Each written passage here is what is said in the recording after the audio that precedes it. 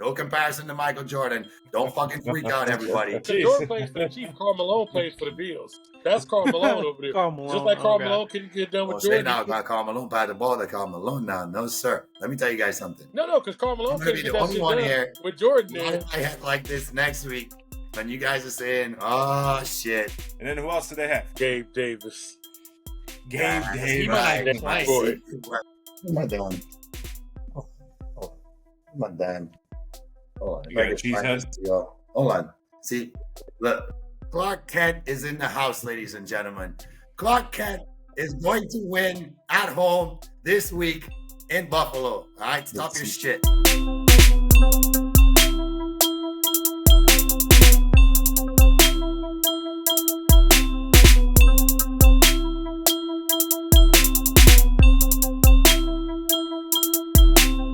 Yeah, buddy. Cinco Squad is back in the house, episode 94. What's going on, fellas? My name is Jonathan Sawyer with Cinco Squad. With me are my brothers Mikey, Grandpa Jay, and Trey Day. Fellas, happy divisional round week in the NFL. I know Trey and I are a little bit sore for thoughts, I guess, but Grandpa Jay's sitting there with a smile on his face because he beat my Eagles. Fly back and fly home. Yeah. Okay. I thought you right guys now. were in the playoffs. Yeah, Mikey. It's okay. Yeah. All by myself. And then there was one. Yeah. We got to play Brandon's team next week, and we'll get into that NFL playoff talk. We got NFL playoff talk. We're going to continue that throughout to the Super Bowl. We got college basketball. We got college football. And, of course, we got everything else in the show with Stump the Squad. Who will win it? Who will win the belt? Who will win the chain? Who will win the crown? Who knows? But what I do know is we got to throw it over to Mike for what's on his mind because he always gives us the best facts of the week. Yes. So this week's Mike's Mind, I'm very happy, by the way, that the second of what I would expect to be many Wayne Gretzky facts, because there's a lot of records out there that he has, did well. Appreciate everybody out there for supporting that and liking it the same way they did the McDavid one. But we're going to kind of take it a little bit to the NFL playoffs and what's been going on, because one of the biggest stories I think we can agree upon, and I think we'll get into it during NFL playoff talk, has been the Houston Texans, right? The upstart Houston Texans, led by young C.J. Stroud of the Ohio State University. But did you guys know? That was ugly. Did you guys know that after this past MLB season, when the Texas Rangers won their first ever world championship, bravo to them, the Houston Texans are now the only Big Four franchise based in the state of Texas that has yet to win a championship. Big Four. All the pro sports teams in the state of Texas, of the Big Four, NHL, NBA, NFL, MLB, they are the only ones in Texas that have not won a title yet at some point in their history. Could it change on Saturday? We shall see, won't we? Yes, that is the interesting part of this. Is this fact could be a moot point in like 4 weeks. You're gonna get comments on this and be like, if they get blown out, they'll be like, "Not happening this year." Bring them, yeah, good. Bring them. Bring all the comments, or if they win the Super Bowl, like, that's not even a fact anymore. Yep, right, exactly. Got it. But I want to hear what Grandpa Jay has to say for his locks of the week this week. Jay, take it. Yes, boys and girls, ghouls and goblins, and everybody in between. Welcome back to your locks of the week. Last week we went 1 and 2 again. So this week we're not taking 3 locks. We're only going with 2 locks. And I'm giving you the lock of all locks this week. This one's a guarantee. That is my guy, the Joker, Novak Djokovic, down in Australia at the Australian Open. That is his home, okay? The guy wins 92% of all of his matches that he's ever played at the Australian Open. He's heading towards Federer's record. He's at 89 wins right now. He's inching his way towards Federer's 102 because he will the title. Next up for him, Thomas Echeverri from Argentina, who's yet to take a set from him in their 3 meetings. Expect Djokovic to win in straight sets. So if you can get the bet at Djokovic winning in straight sets, take Djokovic in straight sets. And then I think I'm a prisoner of the moment. Green Bay just made us happy, didn't they, guys? Can we all say it together on 3? 1, 2, 3. Fuck the Fuck the Cowboys. Cowboys. Right. Thank you, Green Bay, for making us really happy here on the squad. I'm a prisoner of the moment. I love the 9 points. I'm not too sure why they don't believe in Green Bay. You think Brock Purdy's that good? Well, Green Bay's defense doesn't think so. In fact, one of the linemen came out today and said, all we got to do is pressure him, and it's a guaranteed turnover.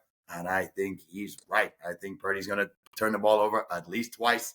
So go ahead and take Green Bay at +9. It doesn't mean I'm taking them to win the game. I just don't think this is going to be the blowout people expect. I think Green Bay is going to have San Fran sweating for the whole game. And a little CMC magic maybe at the end, pull San Fran out of it. Maybe a little Debo. We know what he could do in the playoffs. He's pretty elusive. But take Green Bay at 9. So, locks of the week. Novak, down in Australia. The guy just wins. Take him to beat Thomas Echeverry in straight sets. And then on Sunday in San Francisco, what I used to love calling the old Candlestick Park, Green Bay takes on the San Francisco 49ers. You got to love the points. You got to love the Packers riding this momentum. They've only won their last 3 road games. Take the +9. And that, ladies and gentlemen, are your locks of the week.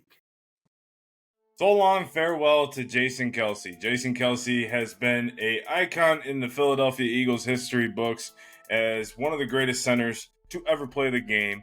And he has dominated that position over 13 years and has consistently gotten better. He has made his teammates better. He's made his coaches better. And honestly, he's made the fans better. He's made the fans believe in the team. And he's made the fans love the team again. There were some dark times in the Eagles over the last, maybe between the Chip Kelly years, that we didn't know what the hell was going on. But now the Eagles are back to the winning mentality, even though I know this year was pretty rough.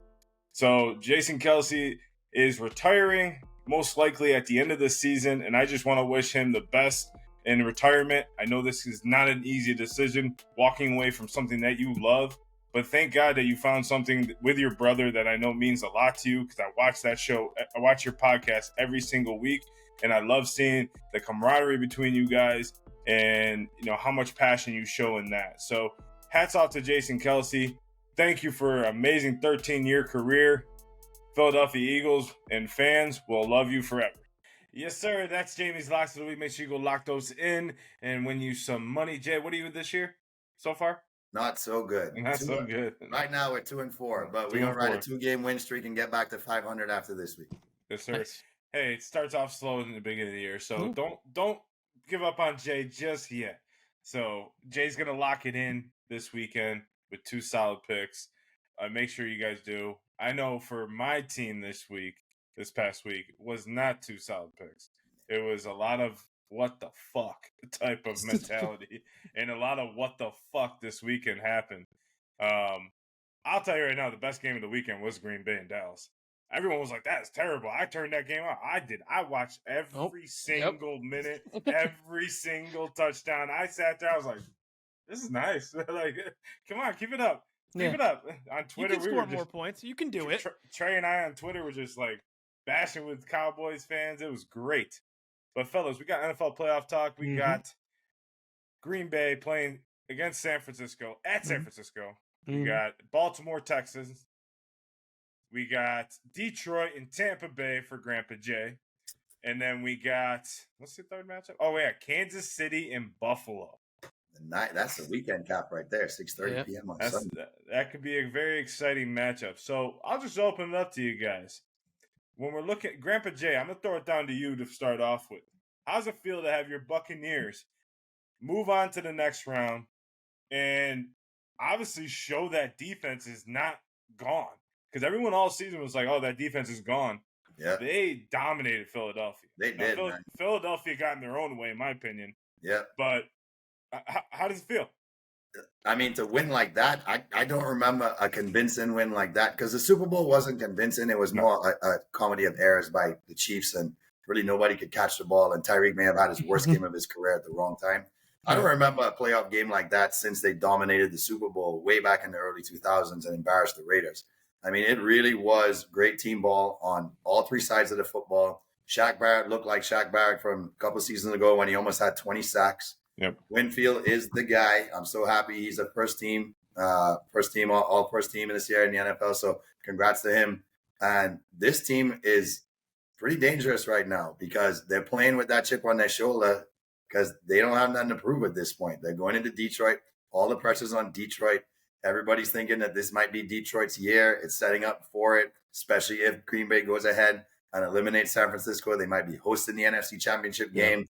So the Bucs are just going there with house money saying, look, the last time we came in here, that started our season. That started the plummet to the season, right? We are riding on a 3-1 record, and then all of a sudden we lose to Detroit 20-6. The offense didn't show up, and then 4 in a row. Just the ship starts sinking. We're like, oh shit, here we go. This is what we expected. Baker came in and looked hot, and now he's just gonna fizzle away. But man, did they look like they were ready for that game? It's almost like they looked at the film from the Giants game the week before. They kind of looked at how the Giants jumped on the Eagles really quick in the first half, and they were like, if we don't do this, we might not win this game. And there were times where they gave up a couple of points early, gave up the opportunity to score touchdowns and went with field goals. And I was like, I think that's going to come back and bite us in the ass. But to hold the Eagles to under 10 points, I mean, you got to be freaking ecstatic with that. Yeah. Keep it on. Come on. Keep on. Look, they have a shot, right? I'm happy for Baker Mayfield. Yeah, I mean, here's the thing, and then going into the game, if you buy into the Baker man, what's he going to bake in Detroit? The biggest thing with Baker, and we've all said this throughout his entire career, you're not going to, and it's the same thing with Brock Purdy, it's the same thing with a few quarterbacks in this league. You can't put the game on them to win, right? He needs to do, I mean, realistically, those receivers are wide fucking open. If he didn't hit them, like, come on, dude. There was actually a couple times where he missed guys. Yep. So that score could have been dropped a couple too. It could have been like Evans did drop 7 passes in that game. Yeah. So that could have went for touchdowns, which would have been like 60-7 or 60-9, right? So when you look at that game, Baker can't win you the game. He can manage the game for you. And realistically, don't put the ball in his hands to try to drive down the field. Like, your running back, hand it to him. Yep. Dude, that dude looked like Pacheco out there. Like, he's running hard into the hole, and then he's just boom, boom, boom. I was like, God damn. He's just moving Fletcher Cox out of the way. I'm like, all right, here we go. Like another running game.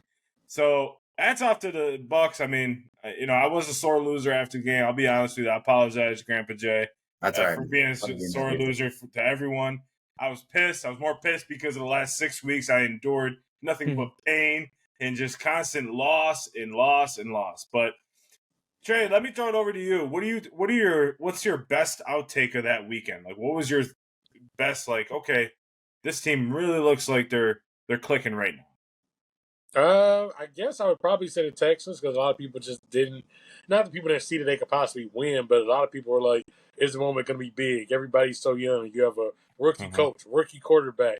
None of the other guys. You look like Nico Collins. None of these guys have ever been there before, and they just showed up and looked like they had just done all this shit before. So I think for me, it was the Texans who I'm gonna say it now. I actually am leaning to the Texans beating the Ravens. Actually, in this game, I know a lot of people are gonna go with the Ravens, but we've seen the Ravens lose. And it kind of reminds me that year when the Ravens were up, and then they go to and they have Tennessee come in and end up losing. And I had this gut feeling that I don't know. I just think Mr. Stroud is going to have a day again where the Ravens may be bringing Andrews back, and that may, as good as Andrews in, it may throw things off a little bit. They did take off the last couple weeks. The Ravens didn't play the finale. They didn't play the last game. And don't get me wrong, I wouldn't have played my starters either. But the Texans right now are just hot. And similar to what Jay said with the Bucs, they got nothing to lose. Nobody really expected them to be here. So, I don't know, my gut says I just like where the Texans are going. And that Stroud to Collins combo is crazy. The only thing is that the Browns were Jekyll and Hyde home and away, right? Yeah. Browns are the best defensive team in the NFL by far in terms of points given up per game at home. And then they were second to last on the road. And I didn't understand that. I don't know how you could have home field be that good where you're giving up almost 17 more points a game on the road compared to home. Like, a touchdown is a lot of a difference, but 17 points. So I expected the Texans to be able to score, but I thought maybe the Browns could keep up with them. But Flacco looked like the Flacco we were waiting to see, right? The Flacco that's going to turn the ball over and make some throws that you shouldn't be making. Back-to-back pick sixes. Right? At that point, you're down 21. It's panic. Hit the panic button, and you got to make plays and force things. It's almost the mentality, like I said in my clip this past week, is the 0-0 mentality. If you adopt that mentality and you buy into it, you can have a really successful playoff. But if you buy into the fact of, we kind of fell into the playoffs, we did this, we did that, that's going to continue. If you can shut off the regular season and say, I'm here, you have an opportunity to make some noise. I'm going to throw it over to Mike in the Giants. They did it in 2007 and 11. They were not the best team in the NFL. They were far from it. So when you look at a team like that, they found the zeros. They adopted the 0-0 mentality that this is a brand new year, brand new season. And I think that's what the Texans, I think, the Buccaneers are definitely looking like that too. Mike, your thoughts on the weekend, your best take of the weekend in the sense of players, teams, whoever it might be. Yeah. So first of all, to that end, John, you mentioned that Giants team. In a way, this Bucs team is a lot like that Giants team in the sense of we're going to win all these games with that 0-0 mentality. We're going to win all these games with our defense. Mm-hmm. Because as we've said before, and I will fully admit, he has 2 Super Bowl MVPs that he probably shouldn't have. I love him. But no, it's Strahan and probably Tuck. Mm-hmm. I gave him an inch with that giant steak, and now he's taking it a mile. Listen, I didn't make the playoffs. I need to take what I can get. He said, "Ooh, Giants! Ooh, Giants!" No, but honestly, it is. I think if for the Bucs to have any amount of further success, it does need to be that defense first thing with that 0-0 mentality. Like, we're going to keep points off the board, and that's how we win. However, I agree with the whole Bucs thing. I agree with Trey's Texans thing. I'm going to take it to the Green Bay Packers. That's what stood out most to me, and it's not that they were the best team, but it's the third team here that doesn't have anything to lose.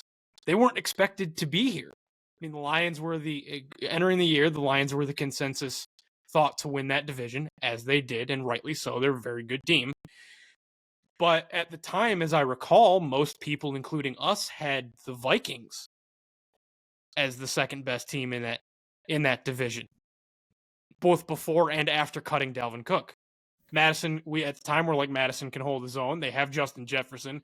Cousins, like a Baker Mayfield type, is not going to be someone that you can put the ball in his hands and he's going to, drive you to a win every time, but he can keep you in games. Huh? I had the Bears. I'm still dying on that train.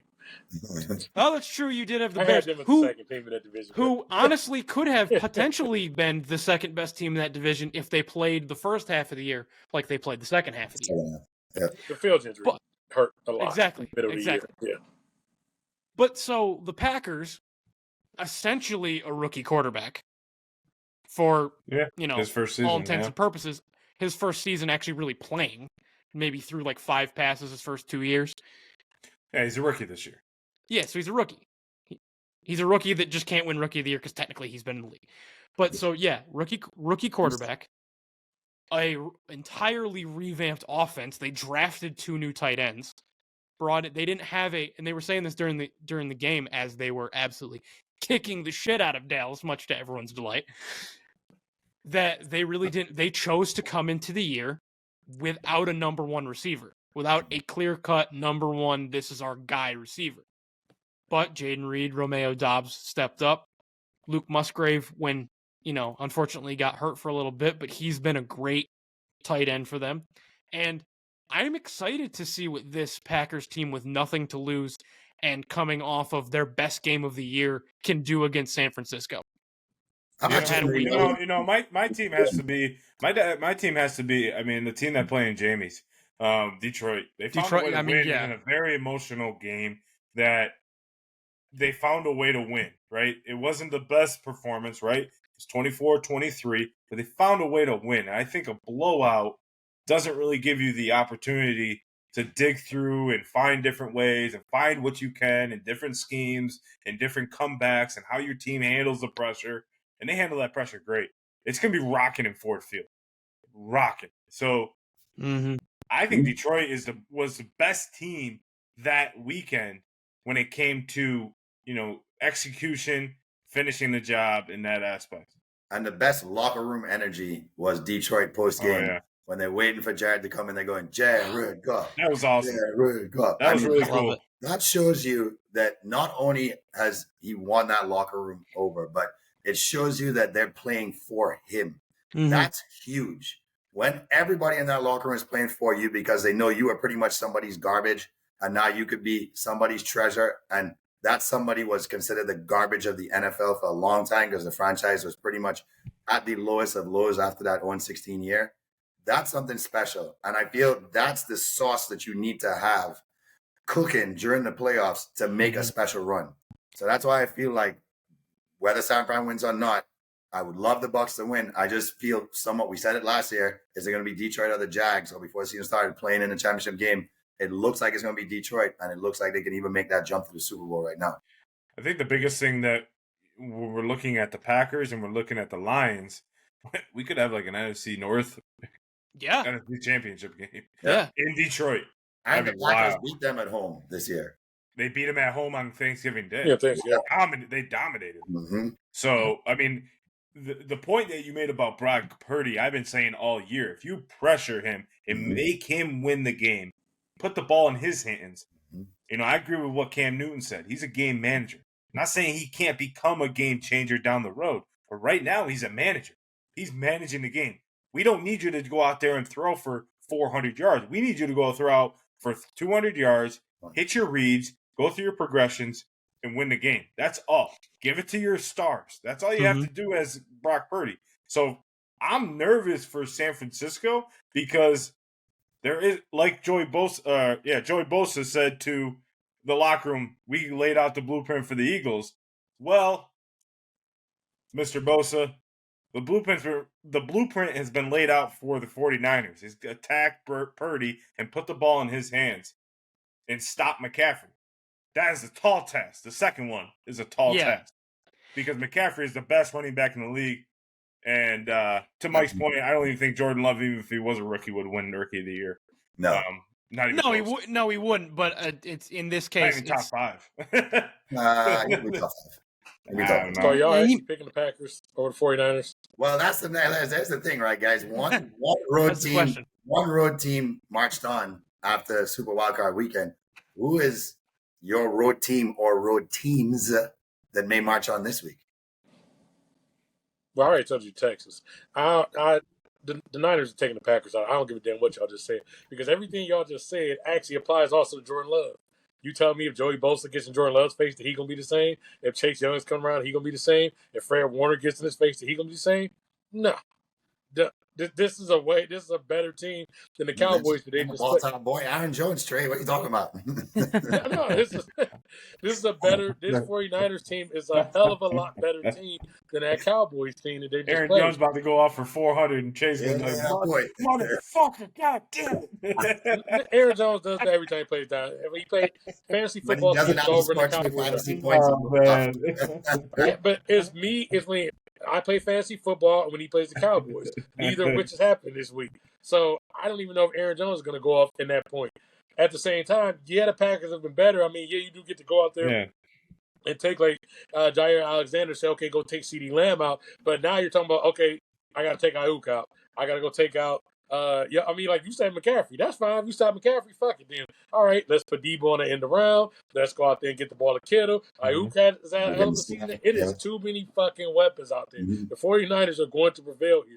And every year, there's always some team that goes out, is really impressive in week one. Everybody jumps up and says, oh, shit, that team go in the Super Bowl. And then week two, the playoffs come. They get their ass smacked. But, oh, yeah, that is why this team was barely making it into the playoffs. I'm not saying, hey, all props to the Packers there. They're not fucking taking the Niners out this week. No, I don't have them winning that game either. My upset of the week is going to be the Texans beating the Baltimore Ravens. It's like I said in my little rant last week about the Ravens, is I just don't trust them when they get pressure. Can Lamar be the guy that we're looking for out of him? And I just don't see it. I hope he proves me wrong because I really do like Lamar. But I agree with you, Trey. I think it's going to be the Texans. I think the Packers are going to get beat by 2 touchdowns, if not 3. But it's a good start for them. So right? Jamie's lock of the week is wrong. Got you. Okay. Yeah. Sorry, Grandpa J. I'll be cutting that again. Let's run it back here. So take the +9. Actually, you told him to take the +9, but they gotta take the Niners, but minus. So I'm looking at the one game that we haven't talked about. And that's Kansas City and Buffalo in Buffalo.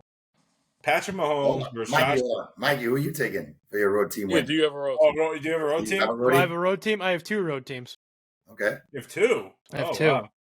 Oh, boy. I agree. The Texans will defeat the Baltimore Ravens. I think the Ravens are going to also be victims of...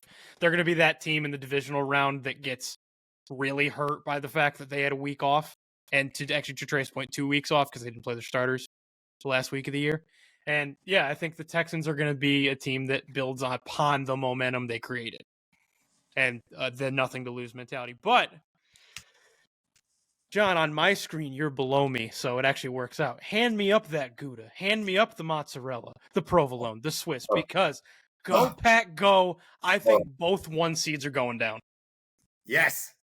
No, because then it screws up the bracket for the Super Bowl colors. No. That's what's happening, boys and girls. You gotta fire the cannons, baby. Fire the cannons. Bring the NFC Championship to Tampa Bay. Tampa Bay. The Bucks and the Panthers. And on the road this week, the AFC is going to be 1-2. I think Buffalo finally slays their dragon, and they play the Ravens in Baltimore. And the Green Bay Packers come to my hometown in Tampa to take on Baker and the Bucks for a chance to win the Super Bowl. That's because that's the easier matchup. That's why you're saying that. No, the worst is the Packers for that reason. Can you? Oh man, Jay, I know your voice lost your voice, but I was about to say I heard a comedian today say to some woman in the crowd, she was talking. He's like, "Did you just eat a pack of cigarettes?"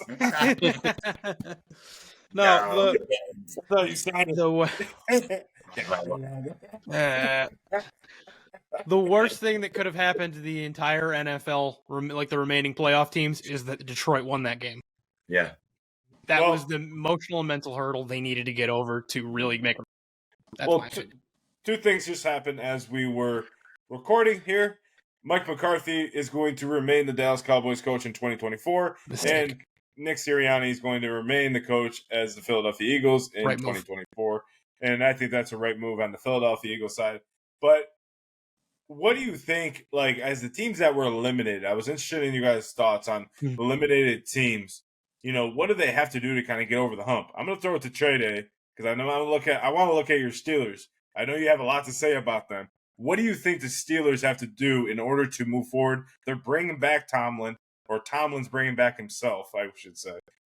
What do you think next year has to be? We've heard this before from you, but I want to hear it again. Well, you heard my final whistle. But before we go there, more importantly, this ain't Buffalo year. Kansas City's taking their ass out. Go Taylor Swift. Now, back to where we're going at. I don't know about you. We're not done with Taylor. We are not done with Taylor. He's going to have booty off up in Buffalo this weekend. She's going to freeze a little booty. She said, Travis, last week was tough. I'm just going to go down to Cancun in my house and Cancun and just watch it from there. She'll be all right. Her and Andy Reid signed. In the booth, though. They were saying that I don't mean to cut you off, Trey, but they were saying will she sit in the seats or will she sit in the booth? I'm like, she's sitting in a suite. She's not sitting. They're not going to put security will not let her sit in the seats. She's never sat in the seats. Crazy? Are you kidding me? She's never sitting in the seats the whole time. She's not going to sit on a snow mound. Ryan Fitzpatrick. Ryan Fitzpatrick was actually part of the fucking Bills organization. Bro. They will literally throw 1,000 snowballs at her at one time and coordinate that and cover her. And hot dogs. Yes. Yeah. All right, Trey, they're getting another storm, so. I don't kind of like I said in the final whistle. The Steelers got a lot of soul searching. We got to figure out the quarterback situation. They need to get better line. The line got better as the year went on. The running back started to finally come together. We need another adult in the receiver room. it's a lot of little things, not major things, other than the quarterback, which is clearly a major thing. But the first thing at the end of the day the Steelers have to do is go figure out the offensive coordinator situation.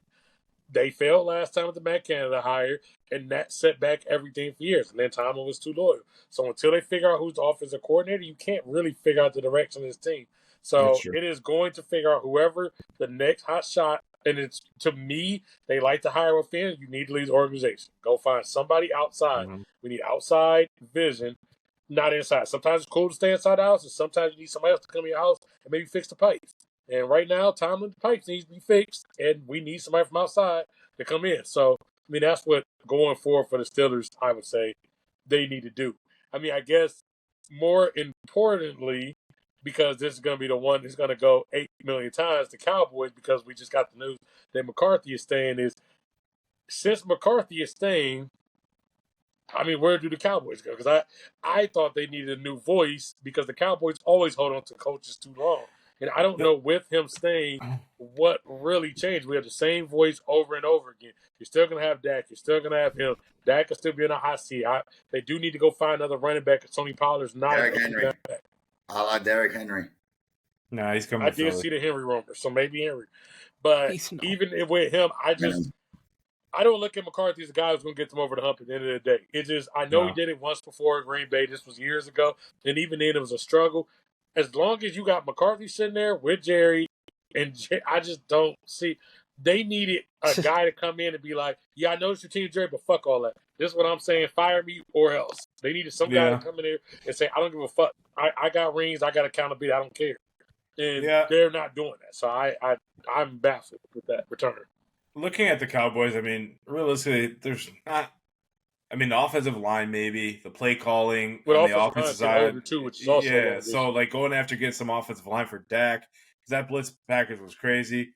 I mean, there's not a lot. They played pretty well down the stretch. You know, they couldn't beat. So, like I said in the final whistle, they were 3-4 against teams in the playoffs right now. So they have 3 wins, and one of them was against Philly, and I think the other 2 were against the Rams or I forget the other one, but they couldn't beat the teams. And the Buccaneers, correct. Mm-hmm. So 2 teams that kind of like skated their way into the playoffs.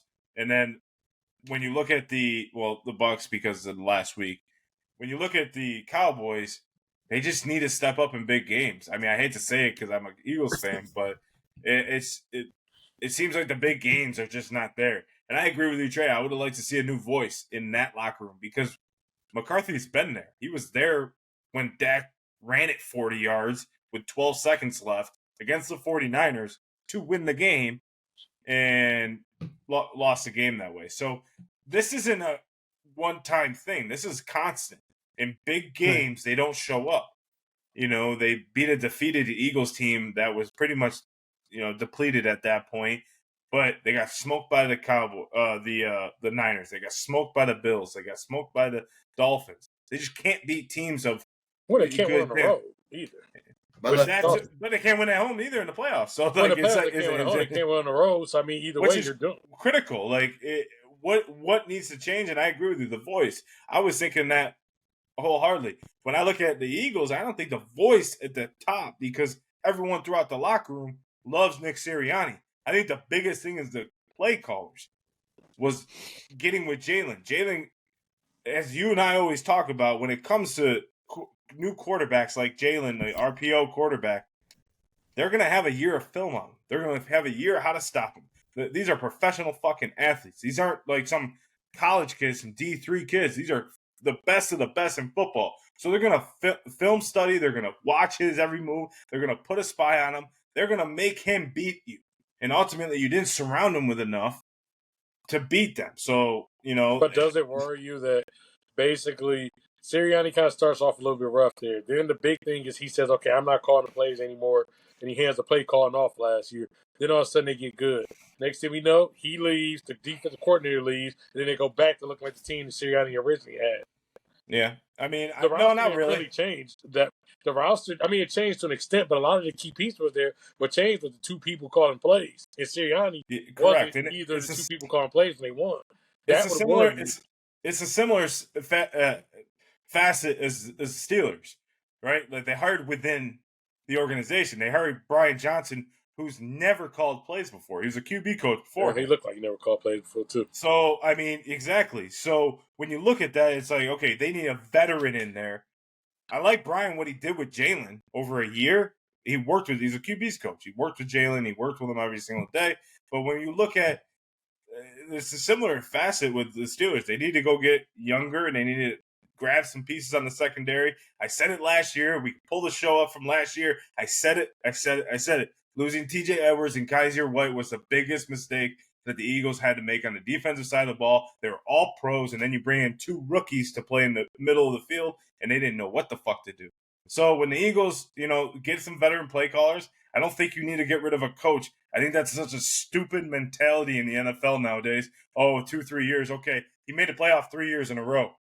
He rallied at the end of the season, in the first season. He brought the team to the Super Bowl, the second one. And yeah, they fell apart at the end, but if you look at the roster, this roster was made to fall apart at the end.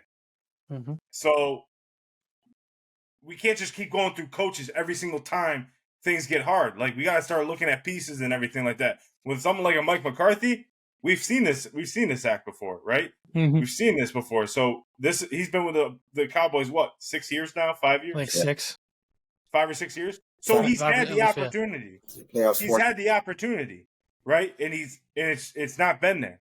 And even in big games, you got to look at the multitude of big games and everything. So as the Eagles, I think they just need to kind of just revamp it.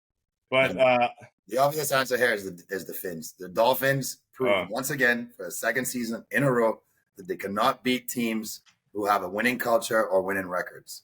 And if you can't do that, how the hell are you supposed to win in the playoffs? So what has to happen with the Dolphins is two things. And you're talking about not changing coaches. I agree with that. But we know Ramsey wasn't healthy for the entire season, and the defense looked a lot different when he came in.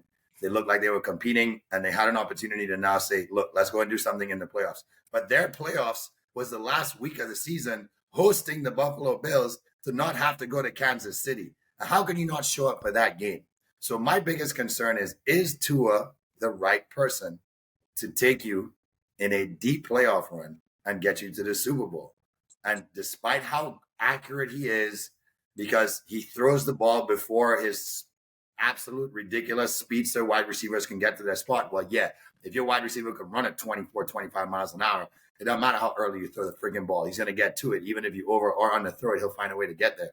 The players around him make him look better than he is. Yeah. The Dolphins will not, with this quarterback, make a run to the Super Bowl because he cannot beat Josh Allen. He cannot beat Patrick Mahomes. He probably won't beat Lamar Jackson. And right now, he ain't going to beat CJ Stroud next year, with Stroud feeling like a much more confident quarterback coming off a pretty successful rookie year. So I think the Finns have to figure out the most important position on the field right now, or else it's going to be another, hey, we look great against the freaking Cardinals and the fucking Commanders. But then when you go ahead and play the Eagles or the Bills, you ain't look like you can win games in the playoffs. Mikey, you agree? Yeah, I mean, I think the Dolphins have a lot of questions to answer, more than we thought they would even have, even if they did lose in the first round, like back in mid-season. Like, okay, I guarantee you Dolphins are losing in the first round. They still have even more questions to answer than I thought they would. Mm-hmm. But the most interesting eliminated team to me, as far as questions to answer specifically, is Cleveland. Mm.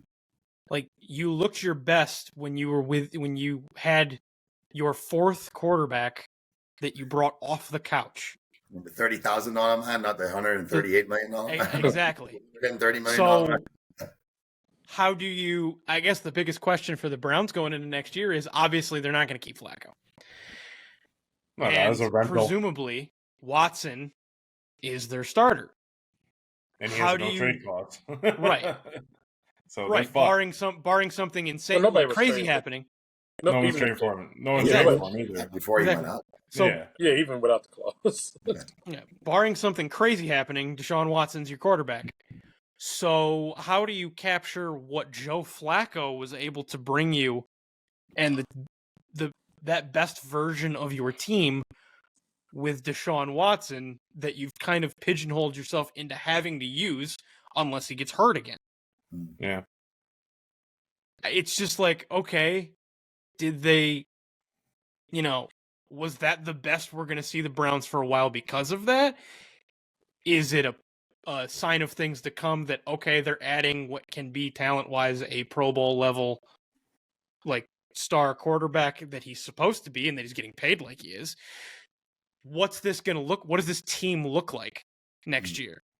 I think they lost confidence in Watson, honestly, like in the sense of with everything that went on with the allegation, with all the allegations. I don't think anyone trusts him in the locker room. I don't think he has the locker room, and the Browns are screwed until that contract is right. up. Exactly. Until not so. I think Jamie disagrees. Why do you disagree, Jay? Because I feel like the team has kind of let that go. Yeah, he might not be a high character individual, but I don't think the team's carrying that into the locker room. They're trying to create a winning culture, and you would be stupid as a professional athlete to say, let's hold on to this guy's past and pretend like we can have a healthy locker room and create a positive future and culture. I really think that this is his opportunity to come in next year and say, hey guys, guess what? We won with anybody throwing the ball, and I know I have more talent than anybody else who threw the ball to you guys late on in the season.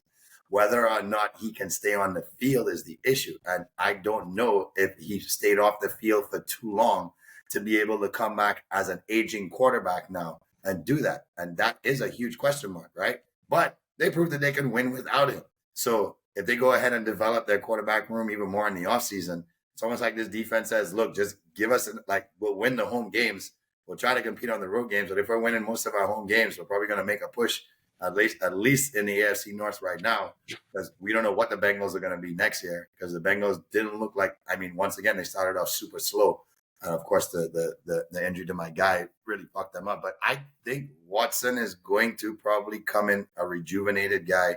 And the Browns have to be the most surprising team of this season to win 11 games. All of us had them winning 11 games combined with our predicted record for the Browns. I think we all said 3 and something or 4 and something. So our prediction for them was 11 wins. But I think the quarterback, like you always mention, is the most important position on the field, right? Yeah. And if they don't trust their quarterback to get them the ball, there was a lot of what the fucks in that on the field with the Browns throughout the season. You saw it when Watson was on the field. Realized he had a shoulder problem, and it was a shoulder. Yeah, but okay, so beyond the shoulder problem, Watson, if we're gonna be I don't think the allegations mean shit to them. Whatever, people got allegations all the time, correct in the league, but dude ain't played football in 4 years. That's where we're really at the end of the day.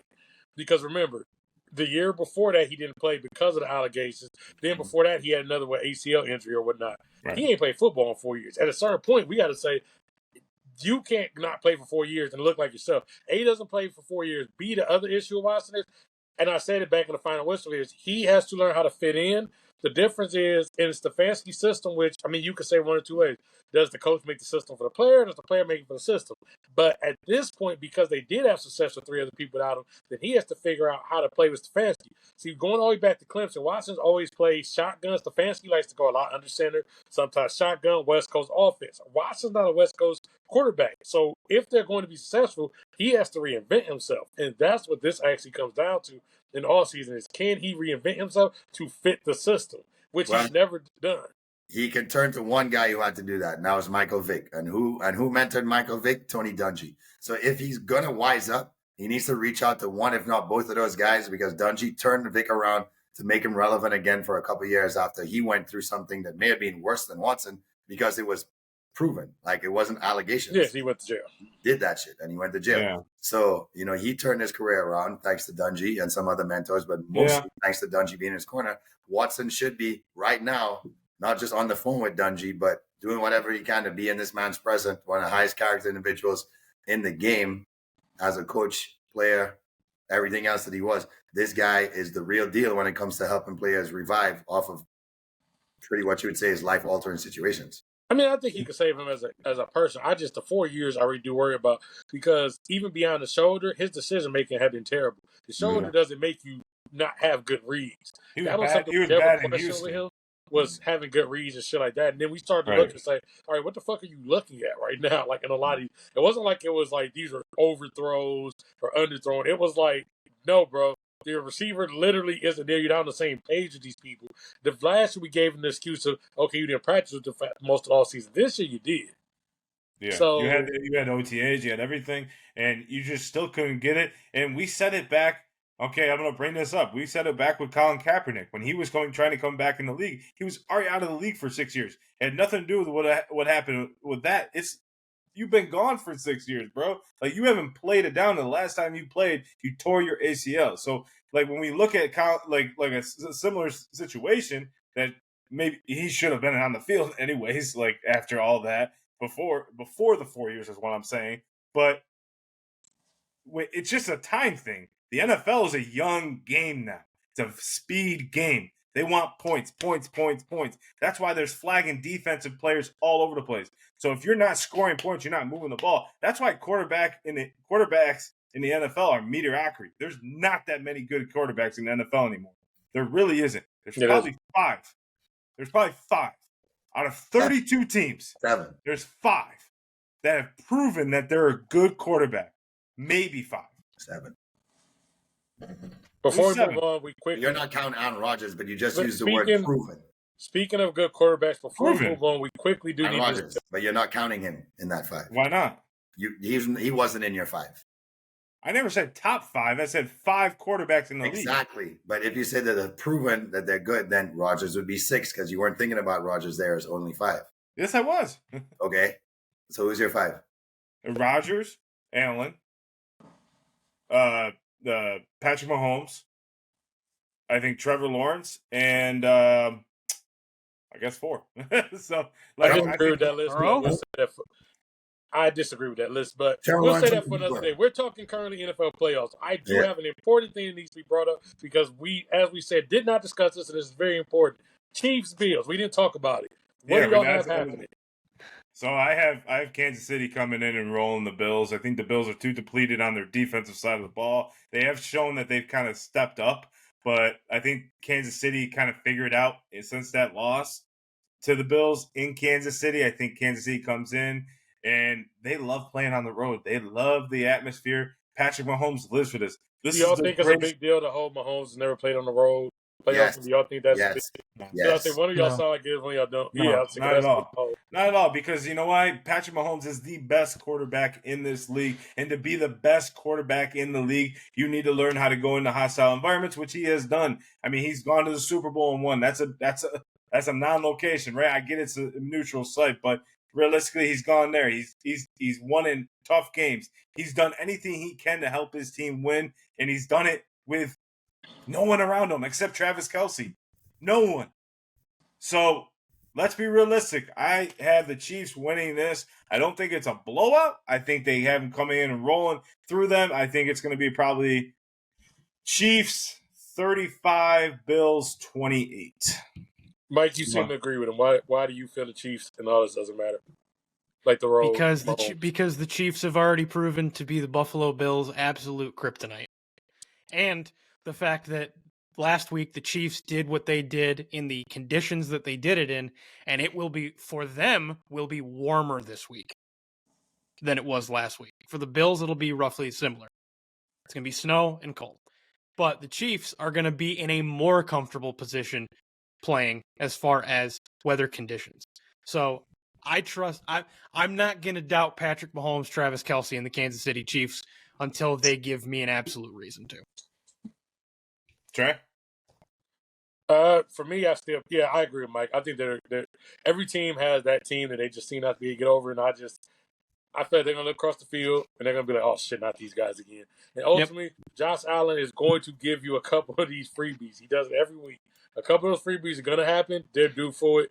And that's why I just think, ultimately, it's going to be a couple plays left on the field because this is one of the better defense the Chiefs have had. Jay, you seem to actually believe this year is finally the Bills. Yeah, because everybody has that bogey team until I grew up watching the Niners, and every freaking time they played the Cowboys in the freaking NFC, either championship game or in the divisional round, the Cowboys prevailed for almost 5 years in a row when they handed over the freaking reins to Steve Young. And it's almost like it's not Steve Young's fault. It's that this Cowboys team is going through this dynasty era where nobody's going to beat them. It was the most frustrating thing ever. And then what happens in the year that San Fran wins the Super Bowl? They freaking punch them in the damn mouth, and out you go. and they eliminated this thing, because since that time, Dallas ain't done shit in the playoffs. Now, I'm not saying it's going to be similar for KC. KC ain't going nowhere if the Bills beat them. But at some point, you're going to stand up and do it. And I do feel it's a big, big deal that the Mahomes is playing a road game. Doesn't matter. You do not get close to the same atmosphere in the regular season than it is in the playoffs in freaking Buffalo. If anybody wanted this game more than anybody in the world in Buffalo, it's Josh Allen. And this guy is ready for his moment right now. And I feel like what do you think is different? Has to. I just like real quick. You know how every year there's just something about right now this year that the Chiefs never showed me that they have that killer instinct. And that's okay, because they've had it for 4 or 5 years in a row.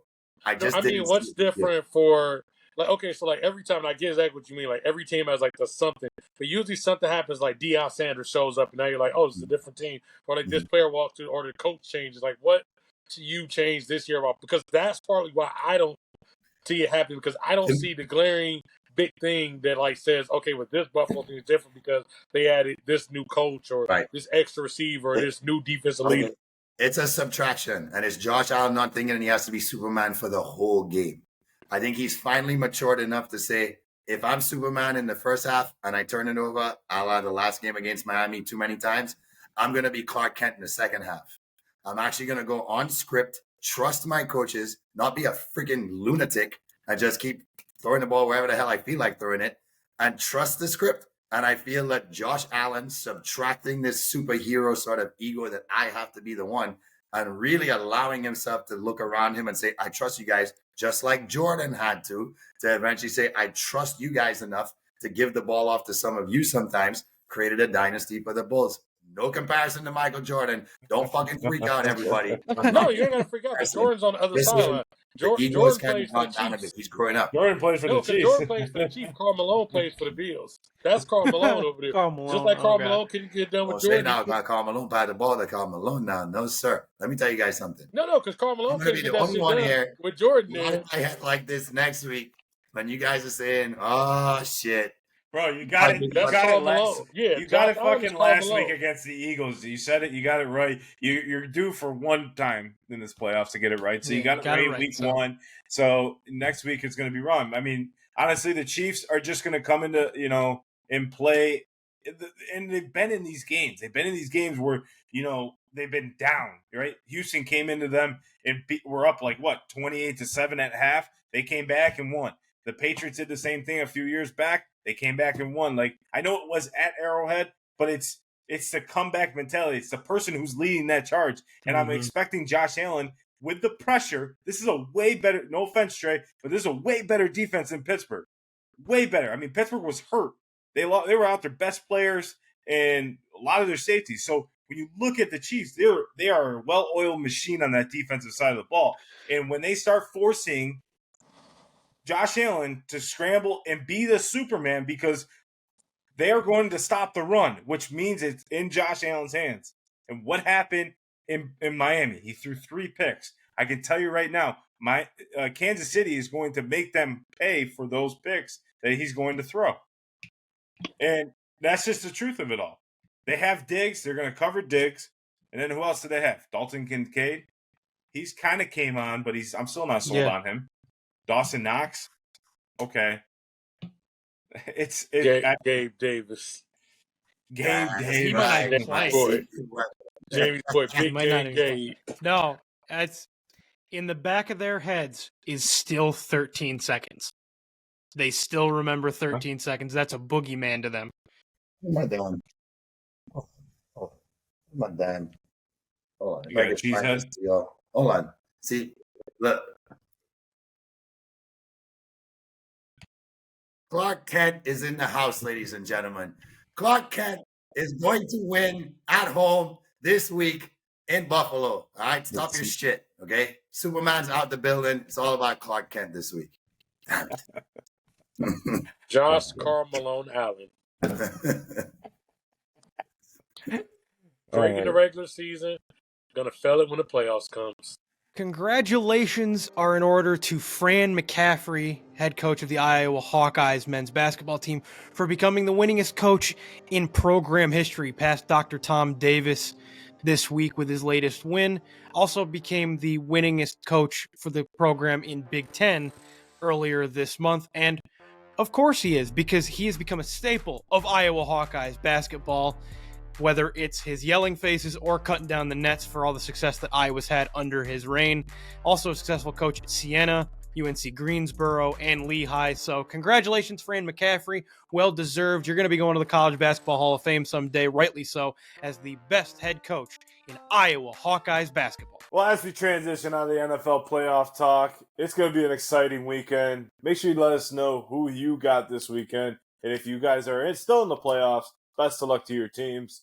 But we got college basketball, and what the clusterfuck is going on in college basketball, because it is going crazy. But before we get there, I gotta congratulate Mikey on his North Carolina Tar Heels dominating Syracuse 103-67 on Saturday. It was just a terrible performance, and I'm wearing Carolina blue as instructed in the bet. Yes. So congratulations, Mikey, on that shellacking. But Syracuse won last night, or Tuesday. They won Tuesday against Pittsburgh, so I call it a victory season. So, but what the clusterfuck is going on in college basketball? 8 out of the top 10 lost this past week, and some of them lost twice. Like it's been going nuts this past week. And just if you turn on the quad box on YouTube TV, it is absolutely crazy. So Trey, what is going on in college basketball? I mean, I think this is somewhat the transfer portal and all these type of things we talked about, where people were leaving early, got the transfer portal. And I think all that is actually all playing out right now, because you just don't have like that dominant team, and especially, and we kind of talked about this a couple years ago, you don't have like this team where 3 seniors like basically all grew up together, played together the whole time, and now it's like they look like the fucking Harlem Globetrotters, because it's like, oh, they've been playing together since they were freshmen. Like everybody's always learning each other on the fly, so now it leaves you susceptible to having a team who maybe does have 3 or 4 seniors, but they maybe are like a mid-major team and going in and beating some of the powerhouses. But to be honest with you, personally, I don't really care what's going on right now in the regular season. You know why I don't give a fuck about what's going on in the regular season? Because none of this shit actually matters. When you really look at this, three of the 4 times there was no number 1 seed in the Final Four have happened within the last 17 years. Probably going to happen again this year. That seems to be where college basketball is going. Like, people are going to get up in March and be like, I can't believe they're number 1. Does it fucking matter? No, because this is where we seem to be headed. I know they're supposed to have an inherent advantage, but I can't tell. Last year we had no number 1s in the Elite 8. Did it really fucking matter? They couldn't even get out we couldn't get to the final weekend with a number 1 seed there last year. I mean, right now you look at Utah State and Ole Miss. They're the only 2 top 25 teams with 1 loss. Yeah, everybody at this point, the number 1 seed is probably going to be walking in with 4 or 5 losses. That's where college basketball is going. So really, it's not about what happened back in January or February. I mean, these are where you probably do need to get these losses off. So then, when it gets to be a tight situation in March, you're ready for that moment. And that is probably the good part I am enjoying of watching the growth of some of these teams. We'll look back and be like, damn, don't you remember that team lost 2 in a row back in January? And then they're like hoisting a trophy later? That's what I'm actually enjoying about this whole clusterfuck. Well, Jay, it is the Kentucky boys. Oh, yeah. Go ahead, Jay. Let's talk about it. I don't want to fucking talk. No. I don't want to fucking talk about goddamn Kentucky. No, let's talk about Kentucky. Let's talk about the clusterfuck. All right, Mike, we need to hear from our Wildcat resident up here. Fuck them. Fuck them and fuck everything about it. How rude. How rude. Sorry. Your team loses by almost 40, and you come in and talk shit. 50. 50. Get it right. 50. RJ Davis had like 30, so. I'm just not. I mean, here's the thing that's crazy, right? Of all this friggin' chaos that happened over the past week or two, the Blue Bloods have risen to the top. And that's because the chaos just kind of created a scenario. It's like, well, how are we supposed to? We can't really jump them because a lot of unranked teams who beat them. We're not going to just jump them into the top 10. Yeah. So we got 3 of the top 4, because I consider Connecticut a new age blue blood. Connecticut, Kansas, North Carolina, 1, 3, and 4. You got Duke sitting at 7, Kentucky sitting at 8, Tennessee, who's been relevant in the top 10 right there at 6, and Houston. And then Baylor's back in the mix, and look who's number 10. Anthony Penny Hardaway's Memphis Tigers. And it's about very good. We've been talking about this team for years. Is it their year? Is it their year? Is it their year? it finally seems like Memphis can do something. Of Yeah. course, they have to run the table in their conference so they get a high enough seed to not play a good team early in the tournament. But I'm kind of excited for him to finally see he's always had the players, but some shit has always come up. Somebody was an asshole in the offseason and went and got themselves arrested or shot up a car or did something so stupid. You're like, is he really recruiting the right type of players to the system? But that's the point I want to make. I think a lot of these teams right now who are having these upsets are figuring out who they have to go get in the portal. And it makes it a lot easier to have that fix. You've seen what they've done. You've seen their body of work as a college athlete. You don't have to wonder if it's going to translate from high school into college. And that's why these teams are having a chance to compete week after week, because they're taking proven players in these systems and saying, you're exactly what we're missing. We need a point forward, or we need a versatile big man, or we need a spot shooter. And they're just going out and shopping for X person and saying, we'll give you 20 grand. Is that enough? Okay, we have 30. We have to give that 30 to you, or you're not able to get whoever else you want. But that's kind of the name of the game now, and it's working, and it's exciting. Even though you know some matchups are going to be lopsided, it's fun to know that somebody can go into Purdue's house and give them a run, because Purdue is supposed to run the table for all we know. And then Florida gives Kentucky a great game, and then they go to Tennessee and they stink up the spot and lose by almost 20 points, because you just don't know week after week. You can't say last week because someone did something special, they're going to be special this week. And you can't say because a crappy team didn't do anything against somebody in their conference who also has a losing record that they don't have a shot. It almost feels like the tournament has already arrived in January, and that's super exciting for college basketball. Yeah, it's like I told you. I put the quad box on my TV, and I get the 4 games, and they're all close games. Like tonight, I was watching. Creighton was dominating. I think Seton Hall was, but you had Loyola Chicago and UMass in the A-10. They were right down to the wire. I ended up not seeing the end of that game, but to your point, Jay, like college basketball has just benefited from the NBA being so young and talented, in my opinion. There is no clear cut, like this guy is the best guy in college basketball, like there was 5-10 years ago. And when John Wall was in college, like when, all these guys were coming out of college. So I think what's college basketball's benefited from is the NBA getting so young. I mean, we're looking at the Lakers right now, and, LeBron's teams are typically veteran heavy, right? Like sometimes some of the oldest teams in the league are on LeBron's teams, and they're struggling because these guys are fast. They're elusive. They got big men that can shoot. They got depth. They got a lot of players, and a lot of the league is very young. So when you look at the players very young, there's not a lot of room for guys to go out of the league and say, okay, here you go. We're gonna go to the G League. Well, I'd rather just play college basketball. I feel it's more competitive, right? So when you look at that, I think that plays a huge factor. And then when the transfer portal, I think that also plays a factor too, in the sense of some of these, I guess you could call smaller programs, are starting to get more recognizable, because if you're the number 8 guy coming off the bench at Kentucky or Florida or Tennessee, but you can go to, let's just say, Loyola Chicago, Utah State, and you can be the starter and contribute at like 15, 8, and 8, like that is a very good addition, and that was sitting on the bench there because there just wasn't room. So when you move those guys, it helps. So with college basketball, I mean, one, if I'm correct, I think I'm correct on this, but number 1, 2, 3, 5, 6, 8, 9, 10 all lost last week. Yep. So UConn and North Carolina were the only 2 teams that did not lose. Yep. So when you look at the college basketball landscape is just being more competitive. To Trey's point, yes, the tournament is never, in my opinion, I think has never been very like, oh, the number ones are going to win it all the way through. There's only been a couple times. I think Kansas won it a couple of years ago. I think Baylor was number 1. I think Baylor was a 1, yeah. Yep.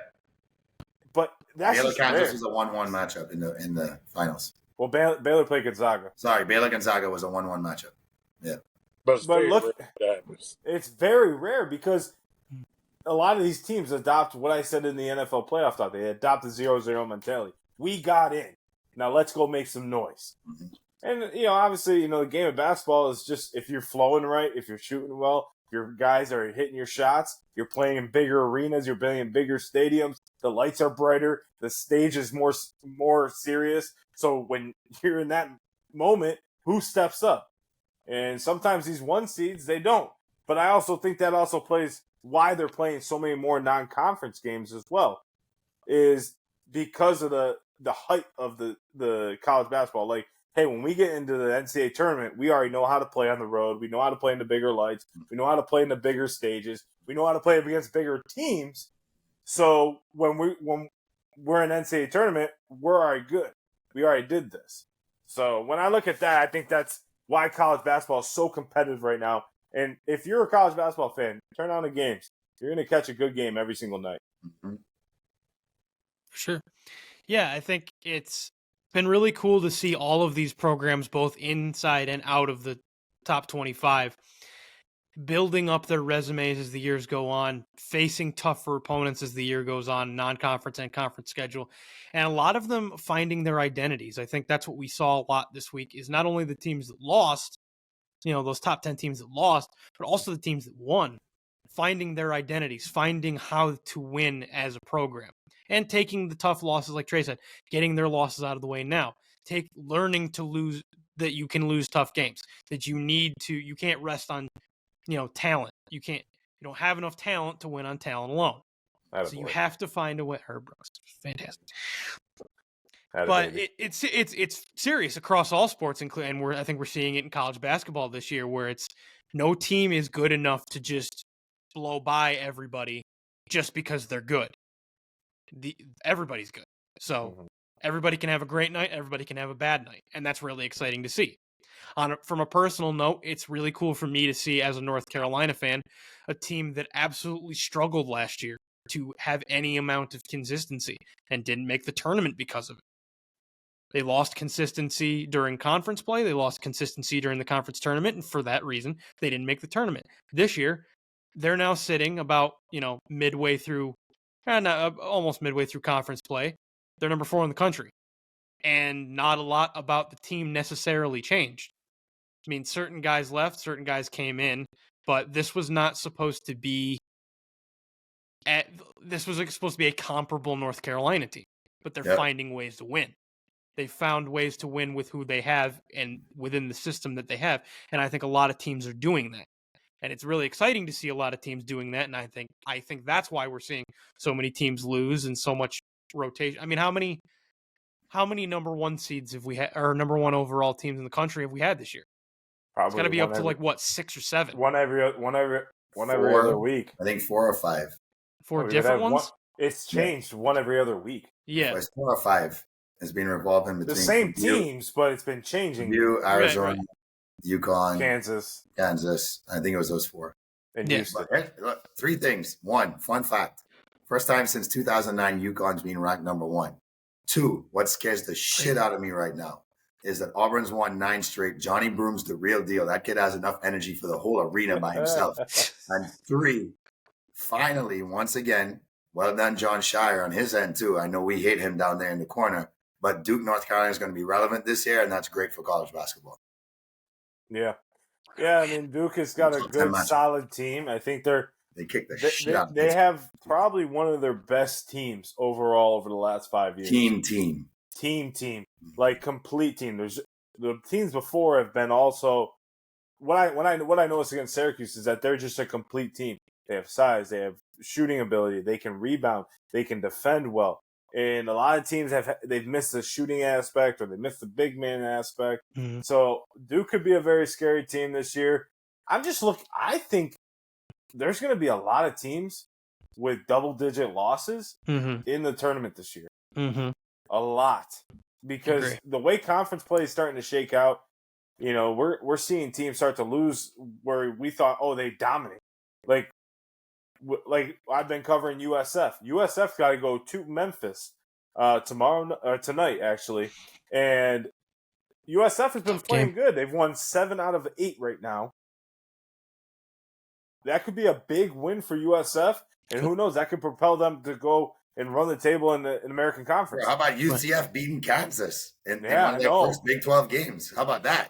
Crazy. And then UCF signing Mikey Williams, one of the guys from Memphis that got Isn't kicked that out. where he went?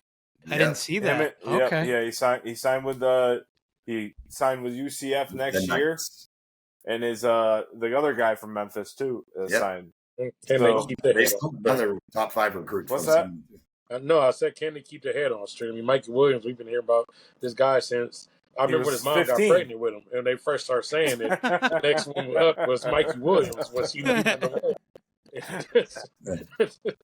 We knew he was number one prospect. In fact, all in fact, Yes, Something about this kid. He's gonna be good. and I'm very interested to see what's going on in how many teams, because right now they were showing how many teams are ranked. Yeah. The Big 12 has the most ranked teams in the top 25. The rest have all like 4 or 3.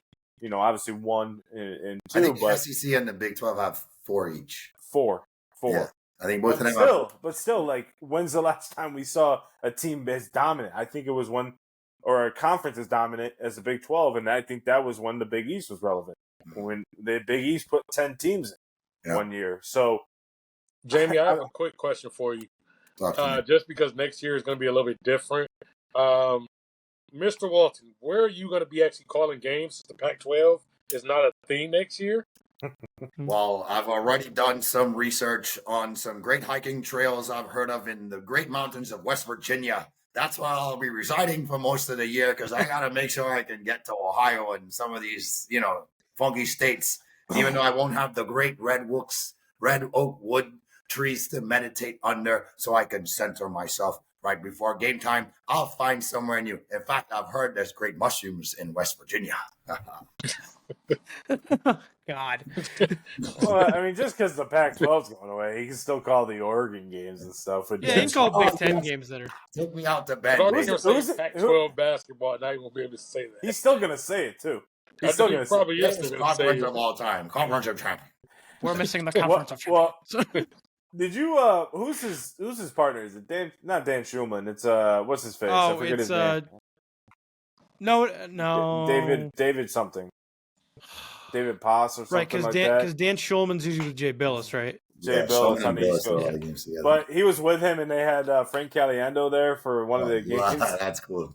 And dude, I felt so bad. I tweeted about it. I was like, I feel so bad for this dude because Frank and Bill are just ripping this guy. He's like, he's always trying to take my spotlight. I can't believe it. I was like, what the fuck is going on? If I was that play-by-play, I'd just get up and walk away. I'm going back to my I'll just let them do the game. It's fine. I'm good. We'll grab some popcorn and watch the game. You're way too early favorite to win the title at this point. I'll just go around the horn.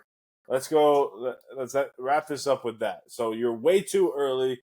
Who you think can run the table and make it to the tournament and win the title? Mike?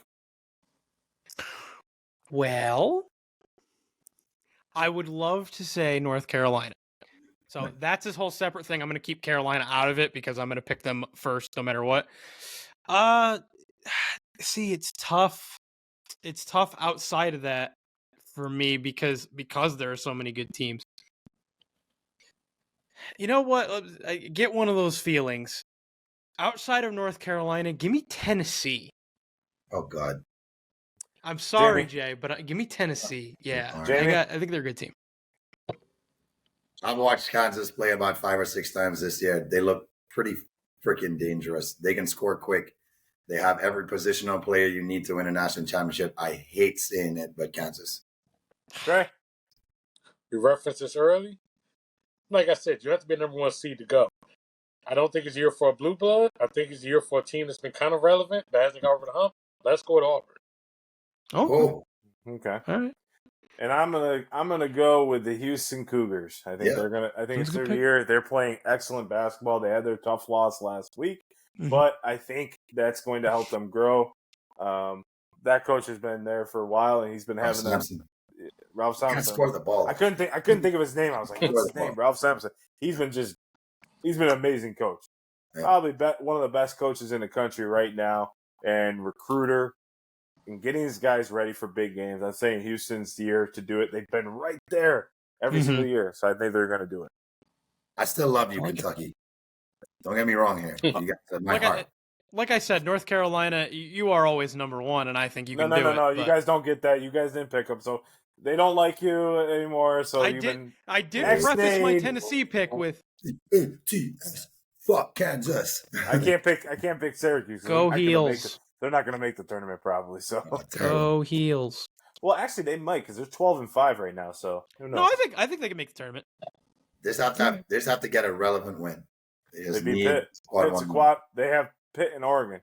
Those are quad 1 wins. Quad Pitt? 1, yeah. Pitt's quad 1 win, yeah. They said it last night on the broadcast. So. Nice. Random dude at the Australian Open. Whoever you are, thank you for waking up the sleeping giant. My guy, Novak Djokovic.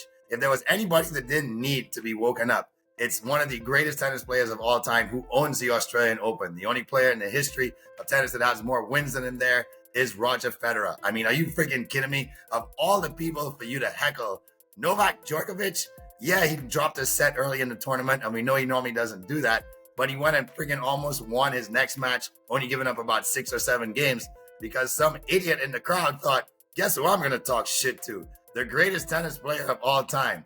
Thanks, my guy. Thanks for fueling his fire. Because of all things I love seeing is Novak Djokovic advancing in Grand Slams because he's the real deal. It's quality tennis, and that's who I want to see play in the finals for another chance to win his 11th Australian Open title. Way to go, jackass.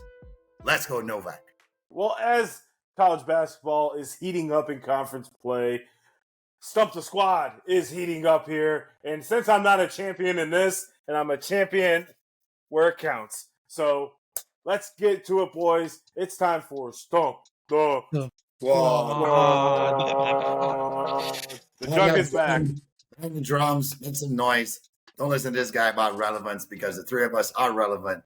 Just because you don't know sports trivia, don't listen to John up in the corner. Ladies and gentlemen, it is time for Stump the Squad. You know what we're about. We're trying to see who the Stump the Squad champ is in our 100th episode. Yours truly is way ahead of the pack right now, trying not to blow that lead. Because when you blow leads, that makes you a loser. So minus two. Minus two, we get it wrong. Plus two, we get it right. We're going to see who the Stump the Squad champ is for the week here. I think I'm kind of going to be back on my winning wagon. So, boys, good luck this week. John, how about you do the honors since it really doesn't matter. Wow. God. Appreciate it. Wow. Jesus. It's all wound. It's all good. I mean, all I can do is keep rubbing salt after last week. Yeah, I still got my hat. All right, so we're going to talk about the 49ers. The 49ers have the highest point differential in a single playoff, like the entire playoff, with a minimum of 2 games is the calculation. Okay. In playoff history. So what is their differential? Is it 90, 85, 95, or 100? 85. Jay says 85. 95. 90. And now, wait, does the Super Bowl count? Oh, you're saying the 2 games before it. It just says it doesn't any playoff game. You said minimum. The Super Bowl should count. So the Super Bowl would count. That would be when they beat the Chargers. I'll take it to 100. Damn, it says 100? Yeah, because they beat the Chargers by like 50. So I have successfully stumped Mike and Trey. It's freaking Jamie won this. Yeah, that's when the Niners won the Super Bowl. So 1995, 96 year. We should have just told him no. Why'd you guys answer? All right, so Grandpa Jay, cool down with your question. All right, so we're gonna keep it in the NFL here, and we're gonna talk about up-to-date playoff teams. I want you guys to tell me who is of the 8 teams left. Which one is the oldest team of the 8 teams left? Ooh. Is it A, the Bills, B, the Ravens, C, the Texans, or D, the 49ers? Oh, that's a tough one. I'm going to say the Ravens. Wait, what was the question again? Of the 8 NFL teams remaining, can you tell me in this list which one, in one of these teams on the list, is the oldest team remaining of the 8 teams left in the NFL playoffs right now? A, the Bills. Wait, when we say old, we mean oldest. All right, so player average. yes, the oldest player average in the Okay, because I NFL. was like, that obviously isn't a Texans. That's why I was so confused. I was like, No, okay. but I mean, oldest team would be the average of all the players, right? That's how No, you no, find. you meant average of players. I didn't know if you No, meant franchise start. That's what I thought you meant too. Sorry. Okay, I'll rephrase. Yeah, that's why I was asking. I'll rephrase. Average. Which one of age. these teams has the oldest average age of Okay, their cool. roster Got that it. are Okay. still in the playoffs? Okay, A, the now Bills, teams. B, the Ravens, C, the Texans, or D, the 49ers? The Bills. The Bills. Does somebody have like somebody super old that like completely tanks the average? Who has a 46-year-old kicker on their roster? I actually was trying to think of that. That would have been Like a backup. Mason Crosby. It'd be like the punt. No, that's the Giants. Yeah. Wearing number 46 for some. No, wait, I'm He's sorry. wearing Randy 21. Bullock wore 46. Mason Crosby wore 21. Let's go Bills. Bills. Well, choices for me one more time. Bills, Ravens, Texans, 49ers. Guess I'll go with my gut. I'll say the Ravens. You got 2 for the Bills and 1 for the Ravens. And gentlemen, I have successfully stumped the squad. It's the 49ers. It's a It nine. is the Houston Texans. Texans. How I are was they gonna the say maybe- oldest? And I'm going to save that if there's a tiebreaker, if I don't make it in. In fact, fuck it. They ain't going to tiebreaker this week. They are the 30th oldest team. There's only 2 teams older than them on average age. How? Yeah. They have rookies and second-year players everywhere. Robert Woods. Yeah. Robert Woods. The kicker. Is there some like I feel like there's some vet. Fairbrand ain't that old, I don't think. I feel like there's some Alright. vet they signed like off Yeah, the probably some practice vets. squad. Maybe. All right, Mike. Go ahead. All right. So, continuing with the NFL playoff talk. A little history for you folks. In what NFL season was a special 16-team playoff used, causing all 16 teams to play in the wild card round? I feel like this should have been on Mike's mind. Yeah, really. It flip-flopped between what was going to be Mike's Yeah. mind and what was going to be the question, flip-flopped. What's the question? So, it's what NFL season saw a special 16-team playoff in which all 16 teams, because of just how matchups work, had to play in the wild card round. So there were no buys. Hmm. A, 78-79. B, 80-81. C, 82-83. Or D, 84-85. This is my birthday. I'm going to take 82, 83. That's my birth year, I should say. So I'm going gonna 80, roll 81.